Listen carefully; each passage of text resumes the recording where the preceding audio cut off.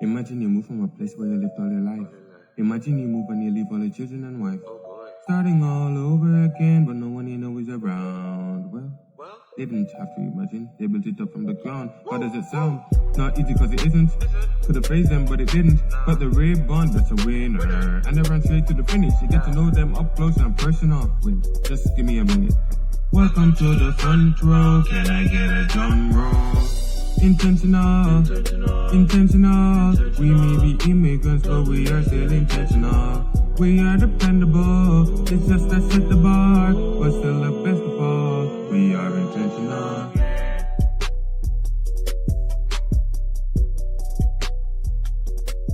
Welcome to the Intentional Immigrants Podcast. Here we look at immigrants and their journeys to settle in a new, unfamiliar place. They, as pioneers, have embarked on uncharted territories so that you will be able to share in their trials, challenges, joys, and triumphs. We will learn from them so that you will not make the same mistakes. If you're a new immigrant, take hope. There is light at the end of your tunnel. You are not alone. Others have gone before you, and they have left a light for you to see. Let us welcome today's guest.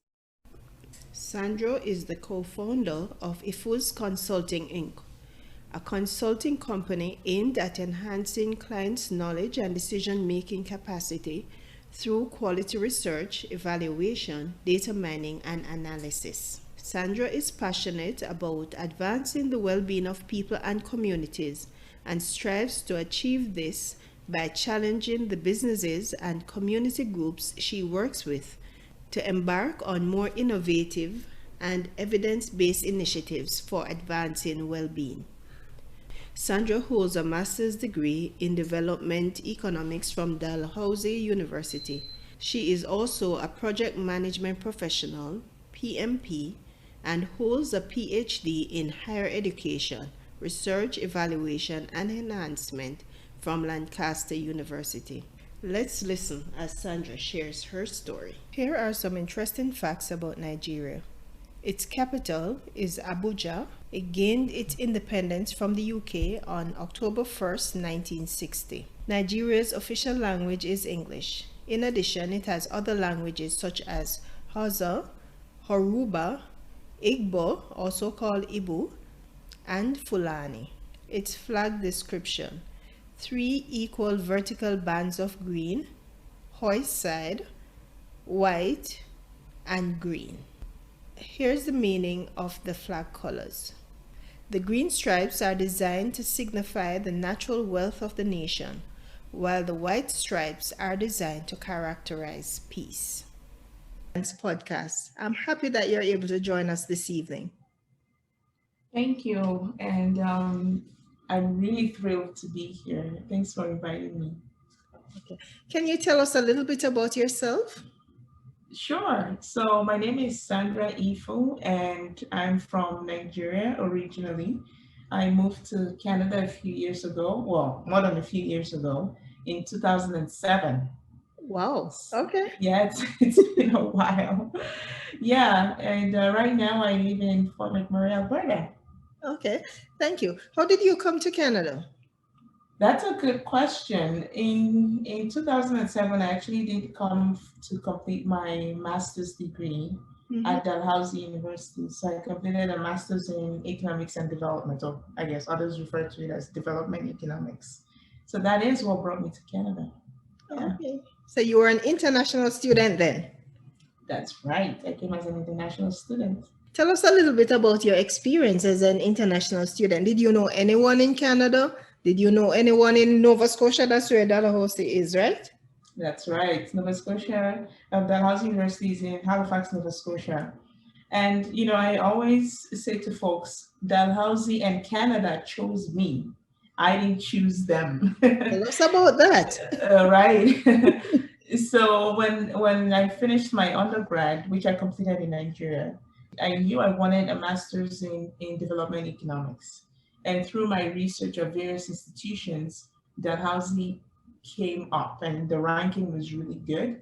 So I went to Dalhousie because of the program and the ranking, and it just so happened to be in Canada. Oh, So that's how I ended up here and in Halifax. I didn't know anybody in Canada really. I just showed up. okay. Is there an experience as an international student that I know international students are close to your heart, I guess, Right. because of the fact that you were once an international student, so you know the challenges and concerns that they would have been in a new country. Yes, absolutely. I can certainly relate, that's for sure. But aside from challenges with being in a new country, I always remind international students that it's also an opportunity. It's an opportunity to learn new things, to meet new people, to experience something different from what you were otherwise exposed to in your country. So coming to Canada, I actually quite like that I didn't know anybody. I have a few friends and family in the US, and it was wonderful. They all hoped that I was going to go to the US, but of course my mind was made up in terms of the institution and the location. But I will say that I was very excited to come. I researched everything possible about Canada, about Halifax, about my place of residence, about the institution. I put myself out there really. I explored TA opportunities as a graduate student. So it was just really an exciting time for me. Now, on the not so positive, I remember my first morning. So I arrived late at night, international travel and so on. And, got into my residence and I just went straight to bed. I was super tired, as you can imagine. But the next morning, I was famished. I was so hungry. I thought, you know what? I'm going to get me a nice breakfast. And based on recommendation from the front desk of my residence, the folks working in residence at the time, I went to a restaurant nearby, lovely cafe, they had coffee and sandwiches and everything. I thought, wonderful, I'm gonna get a nice sandwich. So I get in line and it was my turn. And I was asked, what would you like to order? I said, I just want, tea and a sandwich. And they looked at me like I had 10 heads. They said, well, can you be more specific? And I asked, what do you mean? Well, what kind of bread would you like? Would you like white bread, brown bread, whole grain, half grain? I thought, what on earth? I just want bread. I said, I don't care. Just give me bread. Okay.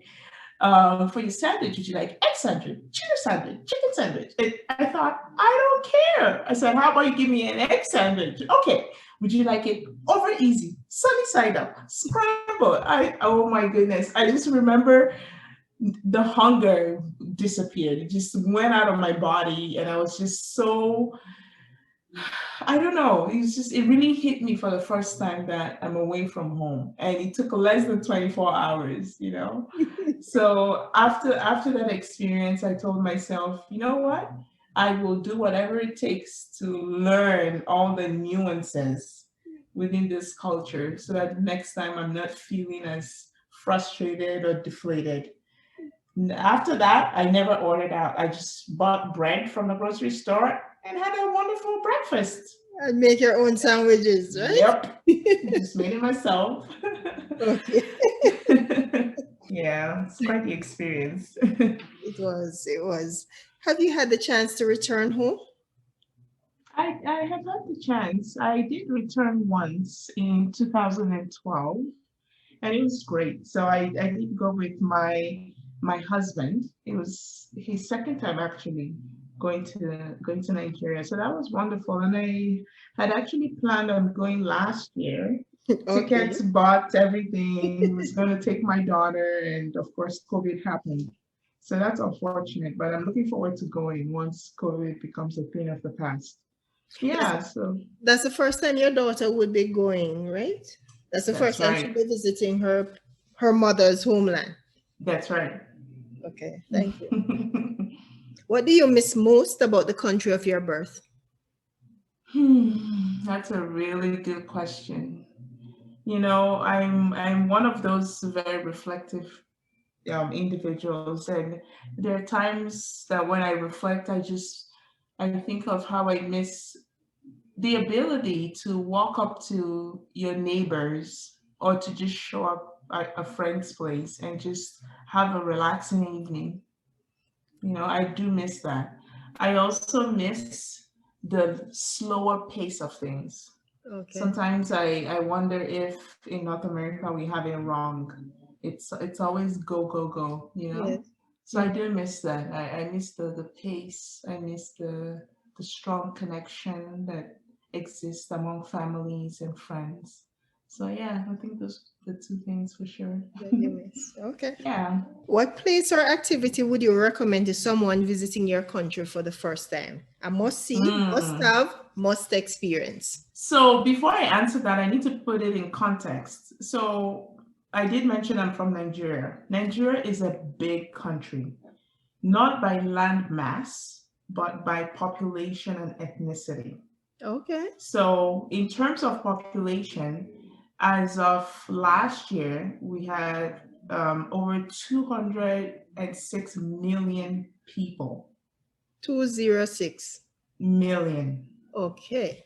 That's right. So Canada has what, 35 million?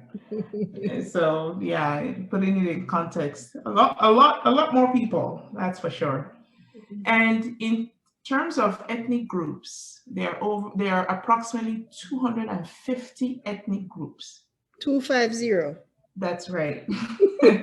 In Nigeria. Now there are three main ones: Igbo, Hausa, Yoruba. So I'm Igbo, as you know, so one of the three main ones.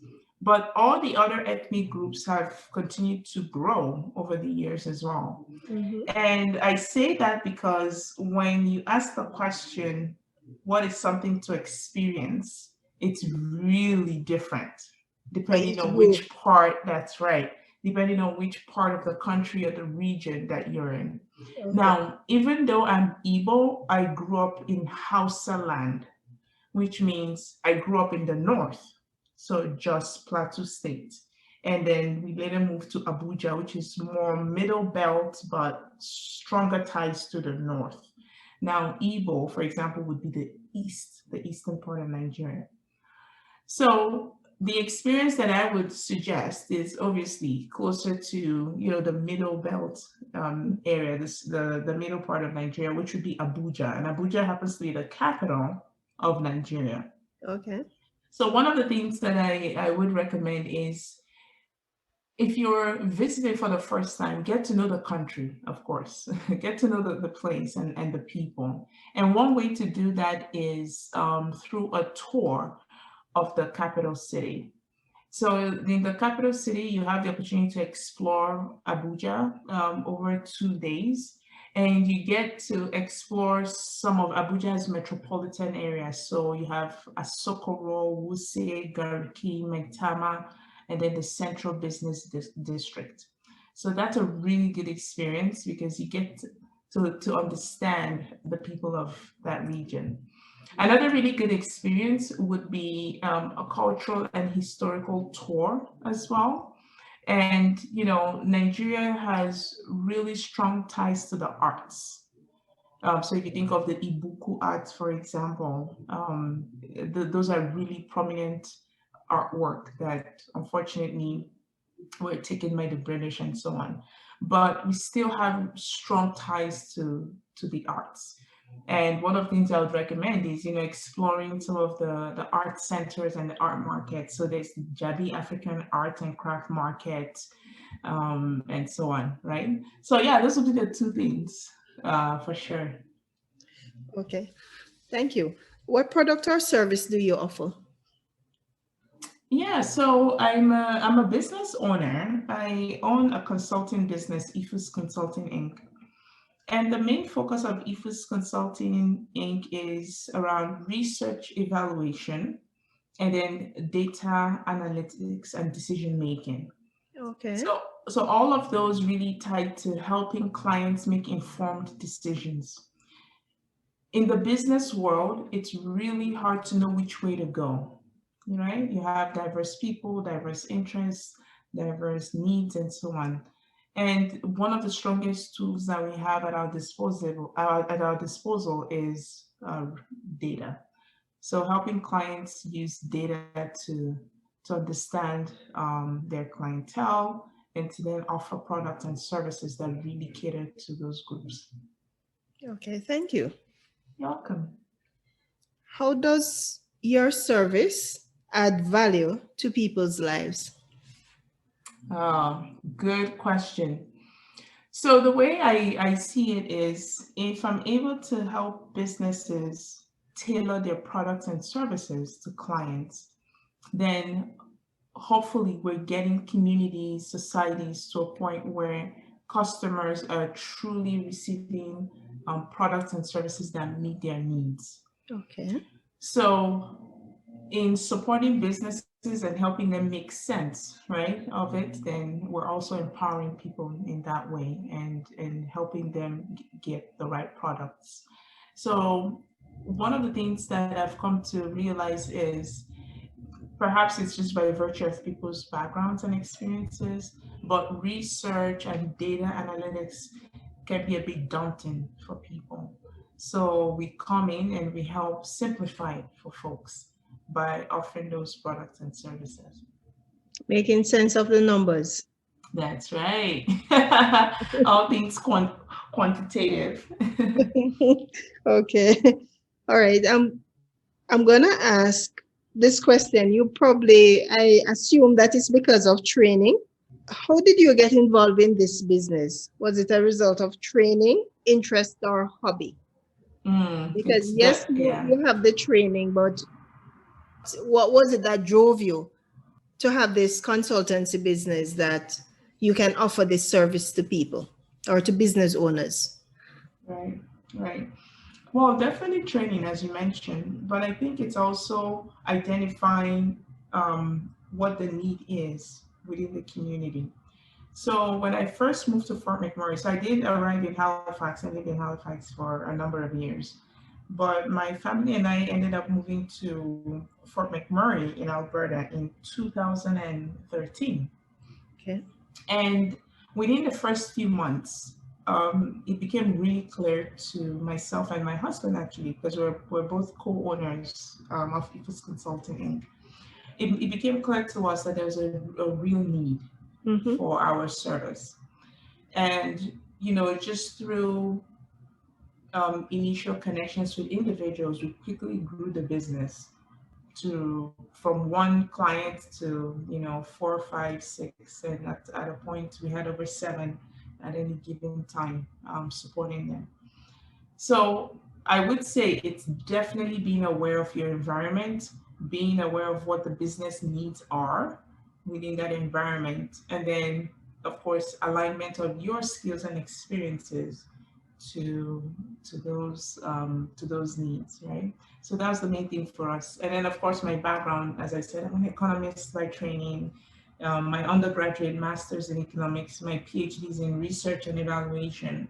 So there's strong alignment there. And my husband is also an economist by training. So it's it was a no-brainer for us. We love data. So when you met your husband, did you speak micro and did he speak macro? That's a good one. That's right. How long has the business been in operation? Over 7 years now. Over 7 years. Okay. Yeah. We're approaching our 8th year. Okay. Share an experience that blew you away in terms of the impact of your product or service. That's a good question. So I'm going to frame this within the context of also offering, I guess, advice for listeners. There was a particular client that had put out a call for proposals for a particular project, and I knew they were really looking for somebody. And I kept going back and forth. Should I do it? Should I not? Should I put in an application? Finally, I decided I was going to do it. And as with anything that I work on, or myself and my husband for Efuz Consulting, we really make sure that quality comes through. That's top priority for us. Okay. So in putting together our application in response to the call for proposals, we took the time to do the research, to gather all information, and to craft our submission to bid on this particular project. And what blew me away was after we submitted it, we looked through, it looked really good, if I'm allowed to say so myself. Once we submitted it, we got a call back immediately, and it was unanimous. It was like, the contract is yours. When can you start? And it just speaks to the fact that people appreciate quality. When you take the time to offer good service, good product, no matter which stage of the process, whether you're responding to a call for proposals or you're meeting with a client, delivering your initial plan and suggestions for a project, or the final product, no matter the phase, you do want to make sure that you're taking the time to offer quality product and service. So that did blow me away. I had never had such a quick turnaround, right? From a potential client. Yeah. Okay, thank you. Share a difficulty and the lessons learned as a result of that experience. So the lesson learned for me was to make sure that quality continued to come through in everything that I offer our clients. Now, obviously, the difficulty is when you have a consulting business, the ability to sustain it. So having enough clients at any given time to keep that business going.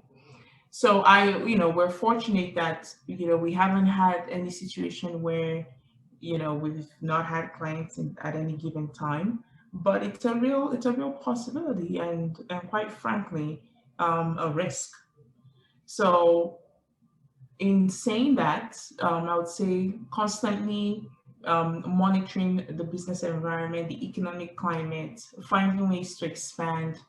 And, at some point as a business, making that decision to potentially grow even. So we've had instances where we've found ourselves at a crossroads and we've asked ourselves, are we ready to take the plunge and grow further? So there were times when we actually grew and had staff working for us as well, because we just had a lot of work coming through. But we even had more opportunities to grow further. But again, that risk, balancing the opportunities and the risk. So that's always something that's at the back of our minds. But I'm sure that there will come a time when we'll take the plunge and go for it and expand even further, right? So, yeah. Okay. Do you currently have staff? Right now, no.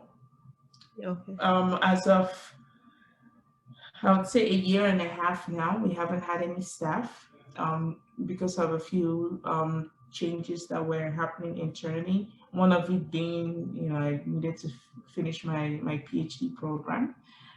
But this year and into next year, we'll be looking at hiring more staff back. Okay, thank you. Based on your experience and making sense of the data for your clients, have you had a situation or you have been so impressed by their use of the information that you've provided that they have used that information to expand their business or to grow or to offer different products? Have you had that experience?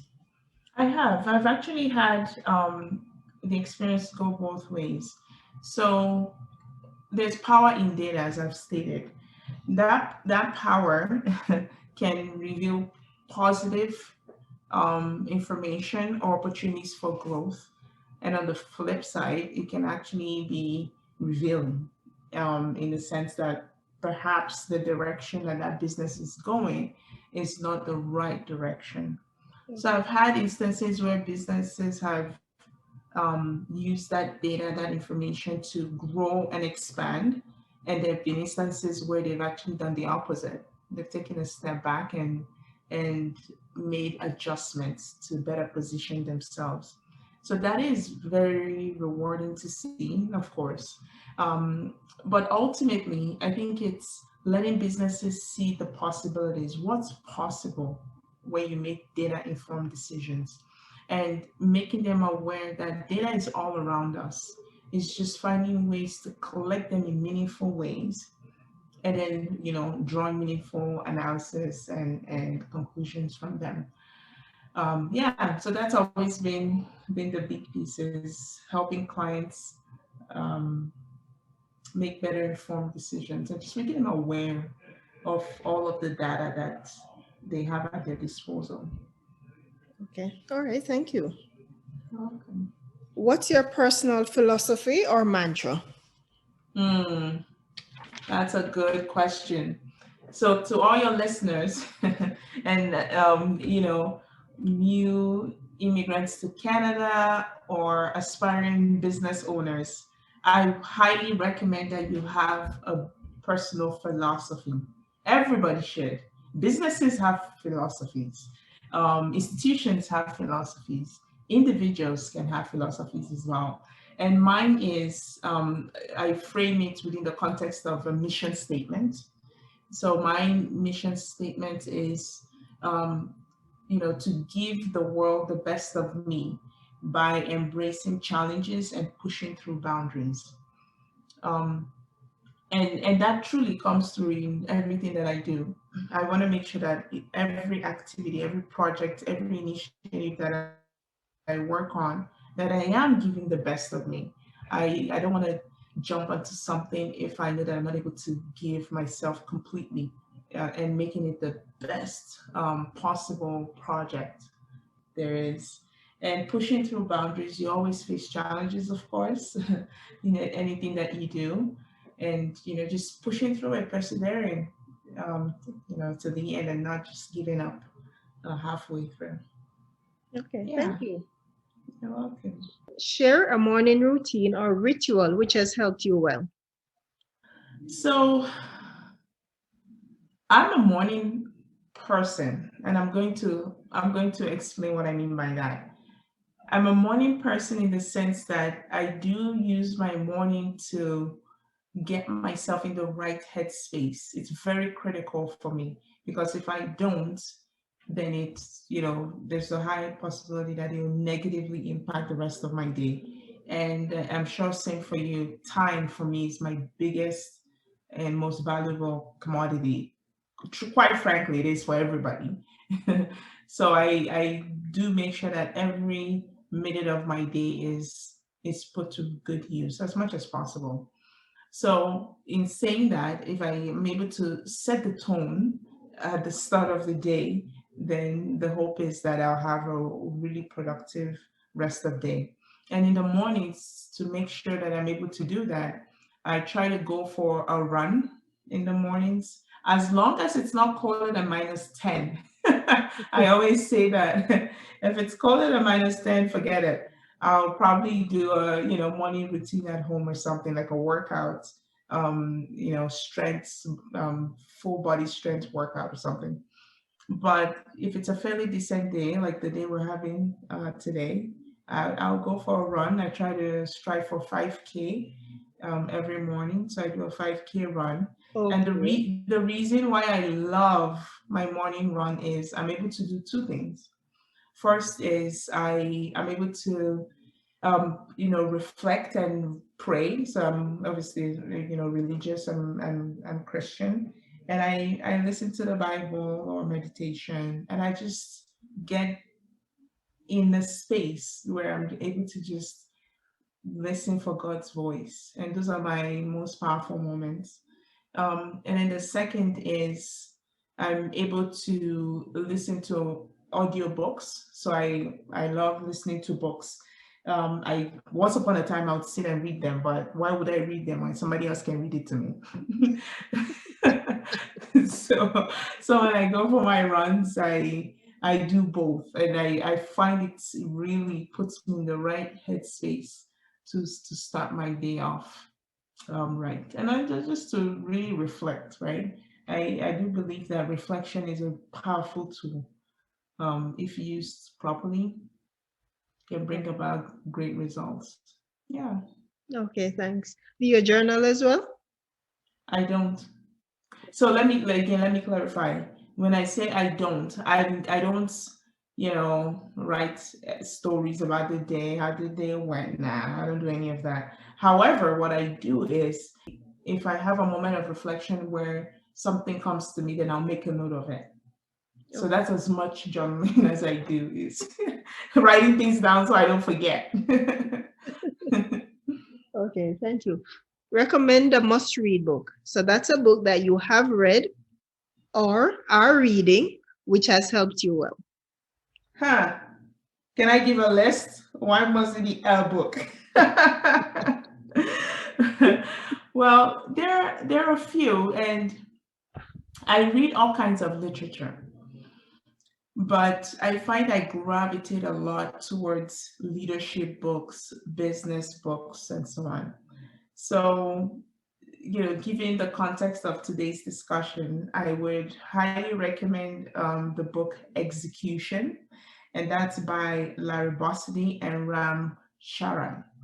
And it really talks about the power of seeing things through, of executing.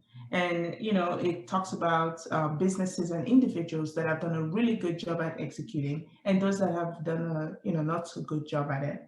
And I find that really inspiring, especially as a business owner. The other book, I will give more than one recommendation. Sure. Another book that I recommend is The Power of Habit by Charles Duhigg. And again, anybody that is trying to aspire to own a business or, attain a particular goal or objective, there's power in habit. So, when I tell people that I go for a run each day, they think I have 10 heads. But actually, it started from a place of habit. I told myself I was going to do it for 75 days, and in the hopes that I would get into the habit of doing it. And sure enough, it happened, one day at a time. Some days you're like, oh my gosh, I don't want to go. But if you're able to overcome that, temporary lapse in self-defeat, then you likely go for that run and feel great about it afterwards. And then it becomes a habit. So the same applies for all other aspects of our lives. There is power in habits. So I highly recommend that book because it talks about, habits and offers tangible suggestions as well. Yeah. Another one that I like, as I said, I will give several, is Predictably Irrational by Dan Ariely. And as an economist, it's a book that I really love because it's everything economics. Human behavior is fascinating. Yes, it is. We do irrational things that, like why? Why is it that when we experience, a dip, as an example, in our financial situation, one of the things that people sometimes cancel is their home insurance. You would think, right? Like that should be the last thing because it's perhaps your most expensive asset, but we are irrational beings. And all kinds of examples are offered in this book. And I just find it fascinating. If you're an aspiring business owner, understanding your clients and how irrational consumers can be sometimes is great. And the last book recommendation is by Posner. So, as I said, I gravitate towards leadership books and business books, and this is one of my favorites. It just really talks about things that aspiring leaders should be aware of, the power of a personal mission statement as an example, or a vision, a symbolic vision statement, and so on. So I do love that book for that. Yeah, so those would be a few options. If we had all day, I can continue, but no. A few of your favorite books. Are there any tips for my listeners? Well, I guess it depends on where folks are in their journey. For folks that are starting off, my tip and my recommendation would be clear about what you want. So if as an example you're new to Canada, what's your motivation for coming to Canada? What's your why? What's your why? What are your goals? What are your aspirations? And quantify it.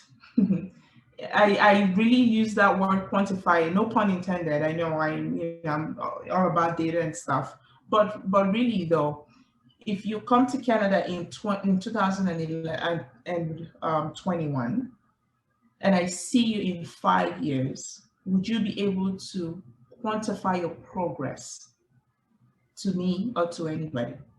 So measurable, quantifiable progress.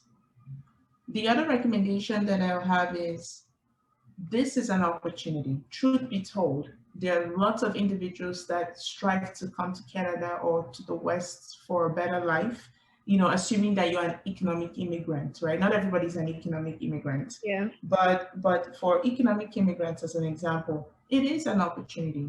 Make the best of it. Make it count. It's an opportunity. It's a blessing. It's a gift. However way you want to see it.